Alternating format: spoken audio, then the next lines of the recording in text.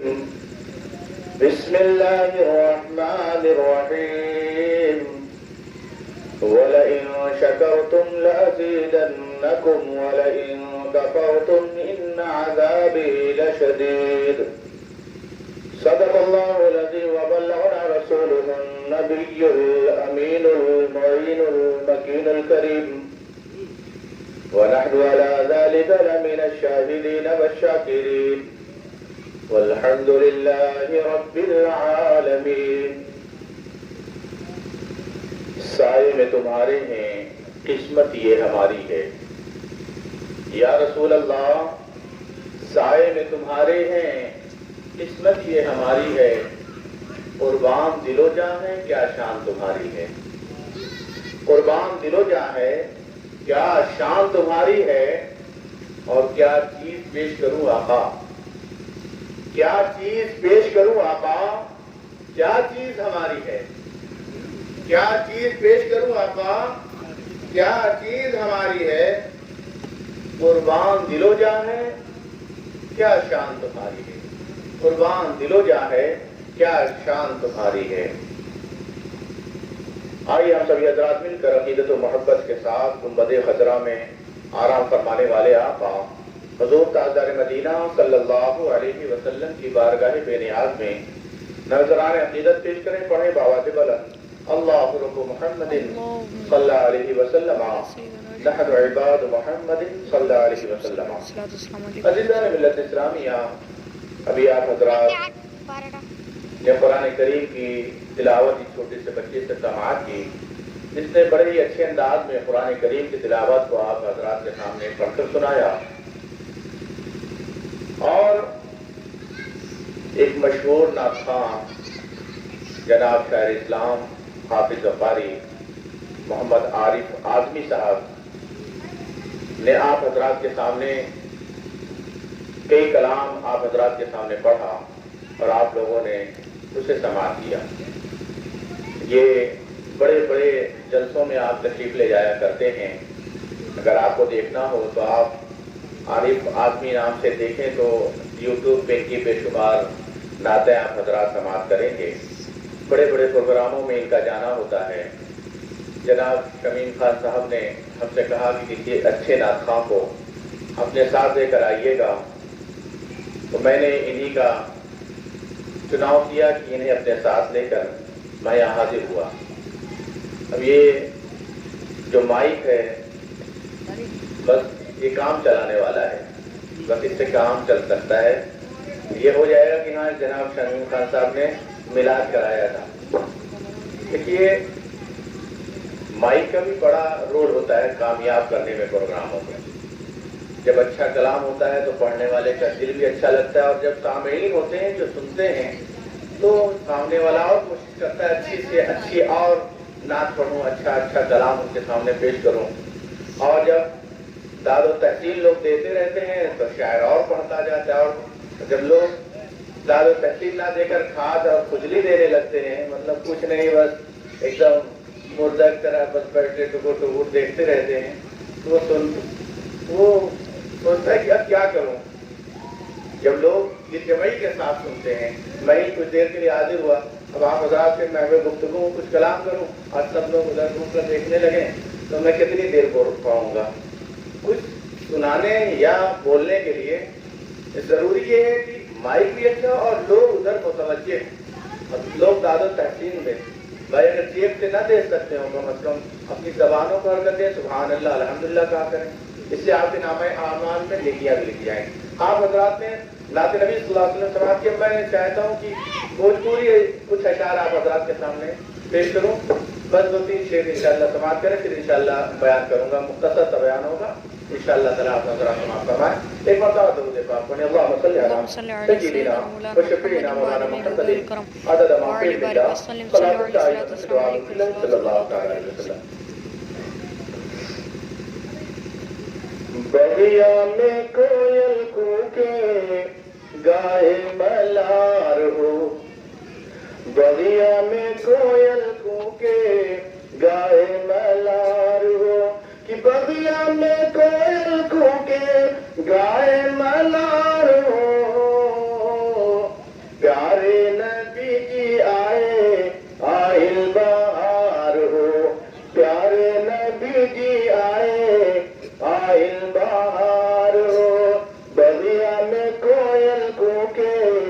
گائے ملار ہو.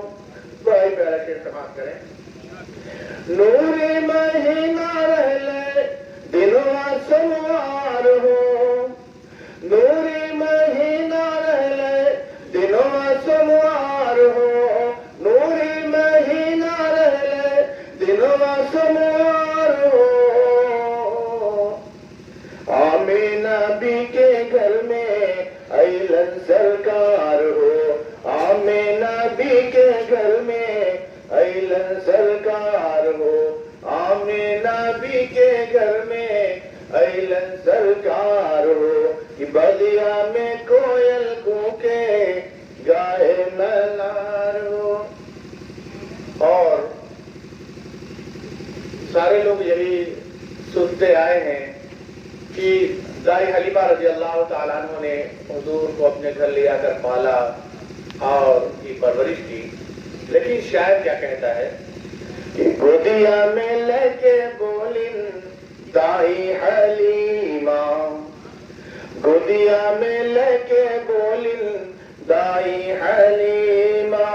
گودیا میں لے کے بولن دائی حلیمہ. چمکت ہے چم چم چم چم گھروا ہمار ہو.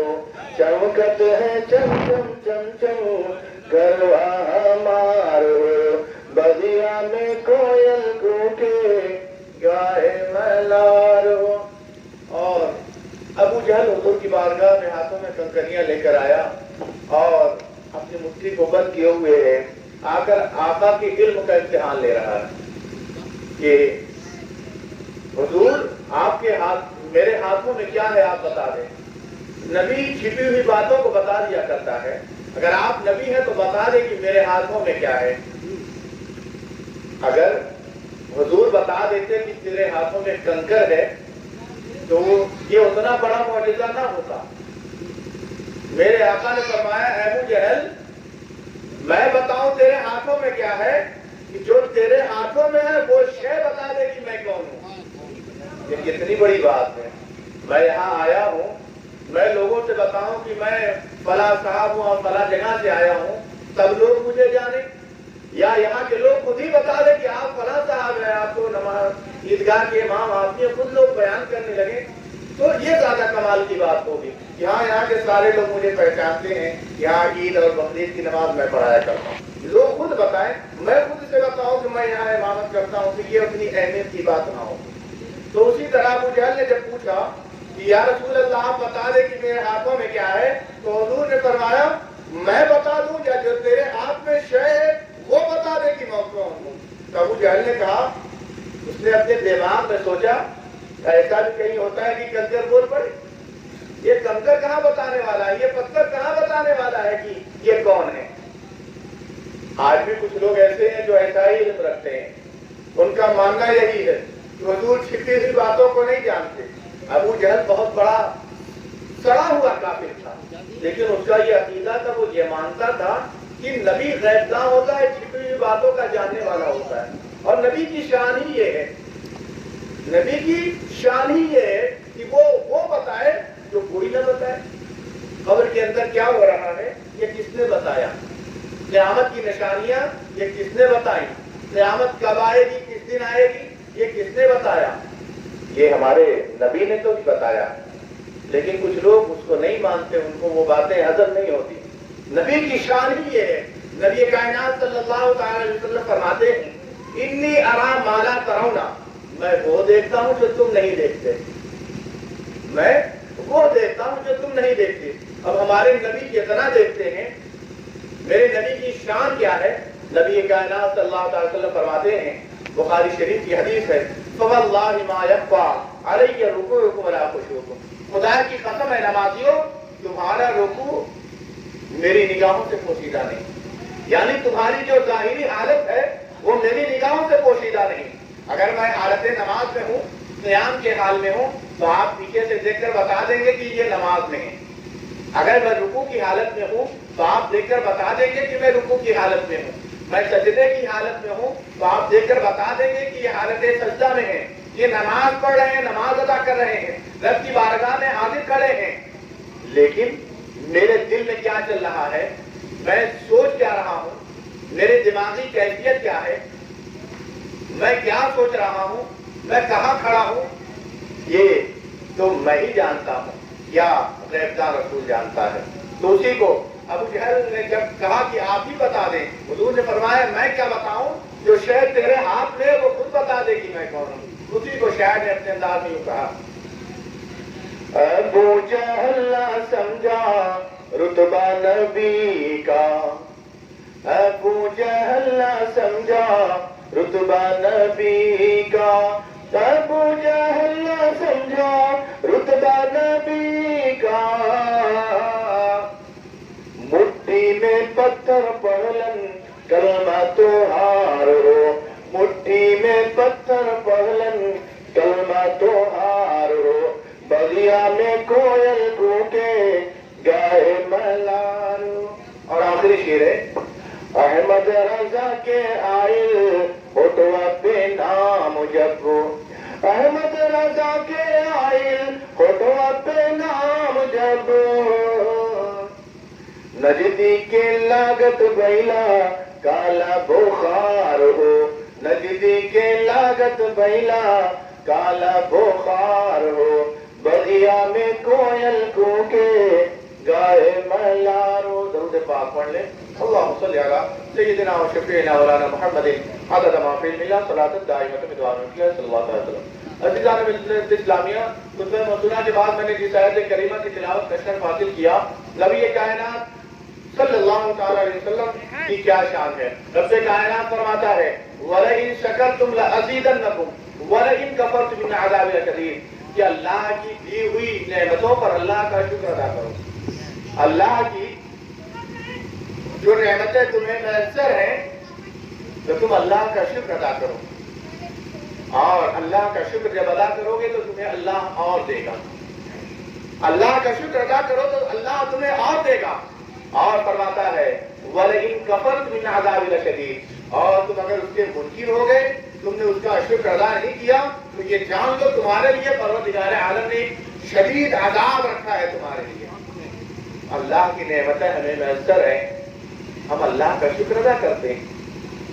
صاحب خانہ نے شکرانے کے طور پر اس محفل کا اہتمام کیا کہ ان کے بچے نکل بھرات جانے والی ہے، تو انہوں نے خوشی کے موقع پر اپنے آقا حضور سید عالم صلی اللہ علیہ وسلم کی مبارک محفل کا انعقاد کیا، یہاں پر اللہ اور اس کے رسول کا ذکر کیا اور کرایا، تو بلا شک شبہ ان کے دار خیر میں رحمتوں کا نزول ہوگا، رحمتیں برسیں گی اور پروردگار عالم کی خصوصی توجہ ہوگی، کیونکہ انہوں نے اللہ اور اس کے رسول کا ذکر کرایا۔ اب یہاں پر اللہ کا اور اس کے رسول کا ذکر ہوا، جن لوگوں نے سنا اور 100 باتوں میں سے اگر ایک ہی 2 باتوں پر کچھ لوگوں نے عمل کرنا شروع کر دیا تو یقین جانیں یہ محفل کامیاب ہے اور صاحب خانہ کا مقصد کامیاب ہے، انہوں نے اللہ اور اس کے رسول کی رضا حاصل کر لی۔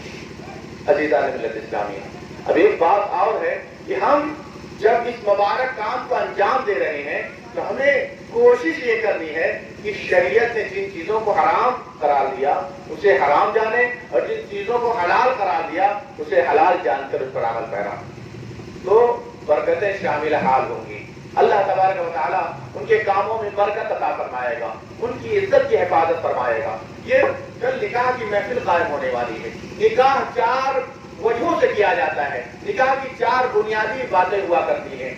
عزیزان ملت اسلامیہ، دیکھیے کچھ لوگ حسن کی بنیاد پر نکاح کی محفل نکاح کرتے ہیں، کچھ لوگ دولت کے لیے نکاح کرتے ہیں، کچھ لوگ حسب و نسب کی بنیاد پر نکاح کرتے ہیں، اور کچھ لوگ دینداری کی بنیاد پر نکاح کرتے ہیں۔ عزیزان ملت اسلامیہ، جو شخص حسن کی بنیاد پر نکاح کرتا ہے کہ دولہا یا دلہن بہت خوبصورت ہے، بہت حسین و جمیل ہے، حسن جمال کا پیکر ہے، وہ سب سے خوبصورت ہے، صرف اور صرف خوبصورتی کی بنیاد پر نکاح کرتے ہیں، آپ جان لیں ان کی زندگیوں میں برکتیں نہیں ہوا کرتی۔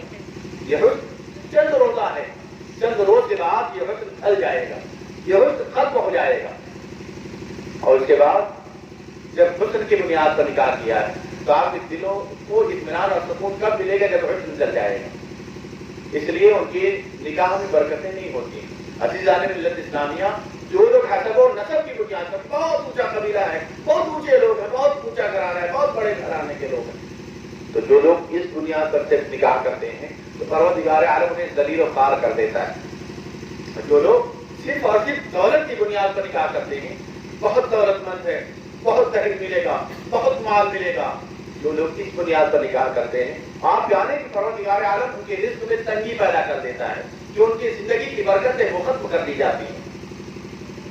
और नबी कायनात सल्लल्लाहु अलैहि वसल्लम ने फरमाया, जो शख्स सिर्फ और सिर्फ इस बुनियाद पर निकाह करता है कि परवरदिगार आलम के महबूब की सुन्नत अदा हो, नबी कायनात सल्लल्लाहु अलैहि वसल्लम की महफिल कायम हो और उसमें सुन्नत अदा की गई हो, सुन्नत की नियत से दीनदारी की बुनियाद पर यह देखकर निकाह किया जाए लड़की या लड़का नमाजी है कि नहीं, वो 5 वक्त की नमाजें अदा करते हैं कि नहीं करते, दीन की तालीम हासिल की है कि नहीं की है, वो दीन के बारे में जानते हैं कि नहीं जानते। आप जाने अगर दीनदारी इंसान के अंदर होगी तो उनकी जिंदगी बड़ी इत्मीनान और सुकून के साथ गुजरेगी। क्योंकि अगर मान लीजिए लड़की के पास दौलत कम है, वो गरीब है, वो सिर्फ इज्जत के साथ पेट भर सकता है, अगर दीनदारी है लड़की के अंदर तो वो बिला शक शुबा इज्जत और आबरू के साथ आपके साथ निकाह कर लेंगे, आपने जिंदगी गुजार लेंगे। क्योंकि उसकी निगाहों के सामने खातून जन्नत की वो जिंदगी होगी कि खातून जन्नत नबी कायनात सल्लल्लाहु तआला अलैहि वसल्लम की नूर नजर हज़रत फातिमा ज़हरा रज़ियल्लाहु तआला अन्हा, कि आप अपने घर के काम खुद अपने हाथों से किया करती, अपनी जरूरत खुद पूरी किया करती, कुएं से पानी खुद निकाला करती। अगर लड़की दीनदार है तो उसकी निगाहों के सामने खातून जन्नत की जिंदगी होगी, तो सब्र के साथ अल्लाह का शुक्र अदा करते हुए आपके साथ खुशी खुशी जिंदगी गुजार लेगी। लेकिन अगर दीनदारी नहीं है, वो बहुत बड़े घर की लड़की आपने लाई है और आपके घर में अगर कोई परेशानी हुई, उसे जरा सा मेहनत करनी हुई, लोगों की खिदमत करनी हुई, तो उसे तो आराम कर ली थी, उसने आराम किया था, अब आपके घर में कैसे वो खिदमत अंजाम देगी। इसलिए दीनदारी को पहले मद्देनजर रखें और दीनदारी की बुनियाद पर निकाह की नकल कायम करें, तो उसमें बरकतें होंगी। उसमें नबी कायनात सल्लल्लाहु अलैहि वसल्लम की सुन्नत पर अमल करने की नियत से निकाह किया है तो परवरदिगार आलम की तरफ से रहमतों का नुज़ूल होगा और उसकी जिंदगी में खुशहाली होगी। अज़ीज़ा ने मिल्लत इस्लामिया, ये जिंदगी अल्लाह तबारक व तआला ने नबी कायनात सल्लल्लाहु तआला अलैहि वसल्लम के सदक़े में दुनिया का वजूद फरमाया, दुनिया बनाया और नबी कायनात सल्लल्लाहु अलैहि वसल्लम का हमें उम्मती बनाया। सहाबाए किराम हुजूर से कैसी मोहब्बत करते थे, आज हम अपनी मोहब्बतों की तरफ देखें तो हमारी मोहब्बतें तो कुछ है ही नहीं। हुजूर से मोहब्बत सहाबाए किराम इस कदर रखा करते थे कि दुनिया की हर चीज एक तरफ और हुजूर की मोहब्बत एक तरफ। आप देखें आज हमारी जिंदगी का हाल क्या है। आज तो हमने सब कुछ तर्क कर दिया, सहाबाए किराम की जिंदगी को हमने पीछे कर दिया है और हम नए तरीके से जिंदगी गुजारने के आदी हो गए। आज हमने सलाम का रवाज बिल्कुल खत्म हो गया है। हम एक दूसरों में आपस में सलाम दुआ नहीं करते, एक दूसरों से मोहब्बत से मिलते नहीं। हज़रत अबू बकर सिद्दीक रज़ियल्लाहु तआला अन्हु आप फरमाते हैं कि मैंने बड़ी कोशिश की कि नबी कायनात सल्लल्लाहु अलैहि वसल्लम को एक मरतबा सलाम कर लो, क्योंकि जब भी हुजूर के पास वो पहुंचे नबी कायनात सल्लल्लाहु अलैहि वसल्लम की आदत करीमा थी, बल्कि अंबियाए किराम का ये शेवा था, ये तरीका था कि वो सलाम में पहल किया करते थे और सलाम पहले किया करते थे। यही मौका है हज़रत अबू बकर सिद्दीक रज़ियल्लाहु तआला अन्हु एक मरतबा एक दीवार के आड़ में छुपे हुए हैं, मस्जिद नबवी की दीवार है, आप उसके आड़ में खड़े हैं कि हुजूर सरवर कायनात सल्लल्लाहु अलैहि वसल्लम जैसे ही अंदर आए, आज मैं उनको पहले सलाम कर दूं, आज मैं उन्हें पहले सलाम करूं।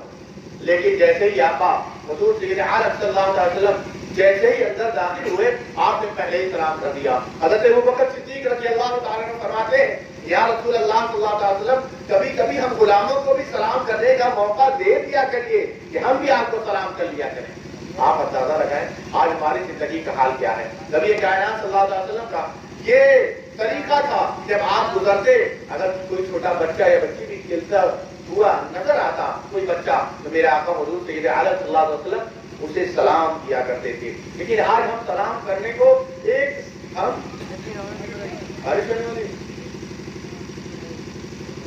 वाक़या सुन इंशाअल्लाह फिर खत्म कर दिया।